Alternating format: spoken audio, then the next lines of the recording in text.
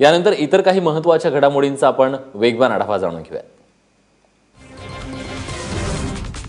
धडाकेबाज कामगिरीमुळे राजकारण्यांना अंगावर घेणारे नवी मुंबई महानगरपालिकेचे आयुक्त तुकाराम मुंढे यांची तडकाफडकी बदली करण्यात आली आहे। त्यांच्या जागी आता एन रामास्वामी हे नवे पालिका आयुक्त म्हणून काम पाहणार आहेत। मुंढेंच्या बदलीसाठी शिवसेना, राष्ट्रवादी आणि काँग्रेसच्या नगरसेवकांनी महानगरपालिकेच्या सभागृहात अविश्वास ठराव मंजूर केला होता। तसंच नवी मुंबईचे महापौर सुधाकर सोनावणे यांनी मुख्यमंत्र्यांची प्रत्यक्ष भेट घेऊन मुंढे यांच्या बदलीची मागणी केली होती, पण मुख्यमंत्र्यांनी त्यांची बदली टाळली होती। अखेर त्यांची बदली करण्यात आली।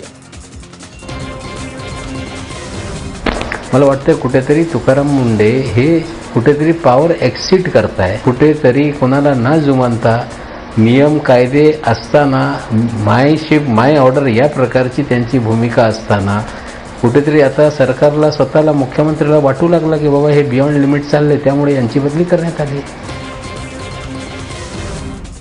देशातल्या प्रमुख एअरलाइन्स कंपन्यांनी रवींद्र गायकवाड यांना काळ्या यादीत टाकत त्यांच्या विमान प्रवासावर निर्बंध आणले। त्यामुळे गायकवाडांना मुंबई गाठण्यासाठी ऑगस्ट क्रांती एक्सप्रेसनं प्रवास करावा लागतोय। राजस्थानातल्या कोटा रेल्वे स्थानकावर पत्रकारांनी गायकवाडांशी संवाद साधण्याचा प्रयत्न केला, मात्र गायकवाडांनी कुठलीही प्रतिक्रिया द्यायला नकार दिला। यावेळी रवींद्र गायकवाडांची पत्रकारांसोबत बाचाबाची देखील झाली। या प्रकरणावर उद्धव ठाकरे प्रतिक्रिया देतील असं रवींद्र गायकवाड म्हणाले। शिवसेनेसोबतच्या रोजच्या कटकटीमुळे एकीकडे भाजप मध्यावधी निवडणुकांची तयारी करत असल्याचा दावा करत आहे, तर दुसरीकडे भाजपचे मंत्री मातोश्रीवर बोलणी करण्यासाठी जाणार आहेत। त्यासाठी भाजपनं 29 मार्चचा मुहूर्त ठरवलाय। भाजपकडून बोलणी करण्यासाठी महसूल मंत्री चंद्रकांत पाटील आणि अर्थमंत्री सुधीर मुनगंटीवार यांची निवड केली आहे। माझाच्या सूत्रांनी ही माहिती दिली आहे। गेल्या काही दिवसांपासून युतीत वाढलेल्या तणावाबद्दल चर्चा केली जाणार आहे।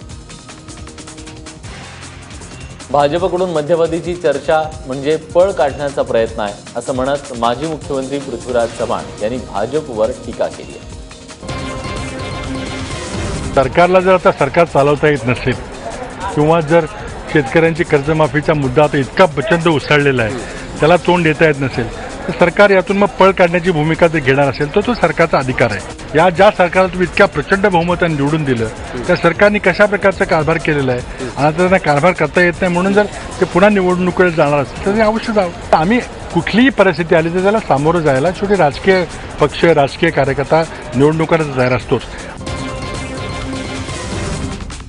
विरोधी पक्षातील आमदारांच्या निलंबनाबद्दल आम्हाला कुठल्याही प्रकारचा आनंद झालेला नाहीये, मात्र कर्जमाफीसाठी जे काही आंदोलन करत होते ती शेतकऱ्यांची थट्टाच वाटत होती अशा शब्दात मुख्यमंत्री देवेंद्र फडणवीस यांनी 19 आमदारांच्या निलंबनाचं समर्थन केलंय। याशिवाय बुलेट ट्रेन, मेट्रो किंवा समृद्ध एक्सप्रेसचा निधी शेतकऱ्यांना कसा देता येणार नाही याचा खुलासाही त्यांनी केलाय। शिवसेनेनं बुलेट ट्रेनचा निधी शेतकऱ्यांना देण्याची मागणी केली होती।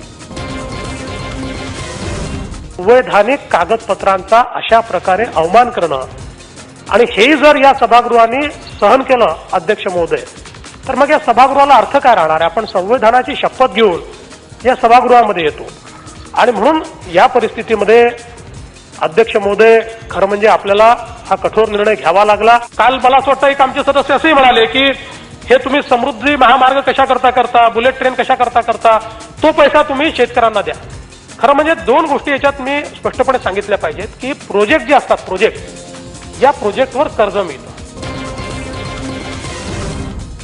गारपिटीमुळे जमीनदोस्त झालेल्या शेडनेटच्या नुकसान भरपाईसाठी मुख्यमंत्र्यांच्या दारी गेलेल्या शेतकऱ्याला पोलिसांनी मारहाण केली। त्यानंतर विरोधक आक्रमक झाले। राष्ट्रवादी काँग्रेसचे नेते अजित पवार यांनी मरीन ड्राईव्ह पोलीस स्टेशनला जाऊन शेतकऱ्याची भेट घेतली आणि त्या शेतकऱ्याची तक्रार करायला सांगितलं। मंत्रालयात रामेश्वर भोसारे यांना पोलिसांनी मारहाण केली होती। त्यानंतर मुख्यमंत्र्यांनीही या प्रकरणी उच्चस्तरीय चौकशीचे आदेश दिले। त्यानंतर भोसारे यांना पोलिसांनी सोडून दिले। आम्ही त्या इन्स्पेक्टरला विचारलं होतं, ते सांगतो की मी मरीन ड्राईव्ह पोलीस स्टेशनला आहे, तुम्ही आम्हाला सांगताय कोर्टात नेलंय, हाय कुठलं सांगताय? तोपर्यंत आमचे जयंत पाटील शेतकरी कामगार पक्षाचे आमदार आणि काही इतर सहकारी शेजारच्या रूममध्ये गेले आणि तिथं एक कडी लावलेली होती, ती कडी उघडली आणि ते आत बघतायत तर तिथं आतमध्ये संबंधित रामेश्वर शेतकरी तिथं। आता बातमी तुरुंगात असलेल्या छगन भुजबळांना मिळालेल्या एका विशेष आमंत्रणाची।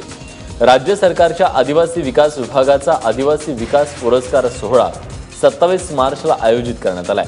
विशेष म्हणजे या पुरस्कार सोहळ्याच्या निमंत्रण पत्रिकेवर छगन भुजबळांचं नाव असल्यानं आश्चर्य व्यक्त करण्यात येत आहे। तुरुंगात कैद असलेले छगन भुजबळ पुरस्कार सोहळ्यासाठी उपस्थित राहू शकत नाहीत, तरी देखील राज्य सरकारच्या आदिवासी विभागाने मान्यवरांच्या यादीत छगन भुजबळांच्या नावाचा विशेष समावेश केलाय। बेहिशेबी मालमत्ता प्रकरणी छगन भुजबळ वर्षभरापासून आर्थरोड कारागृहात कैद आहे।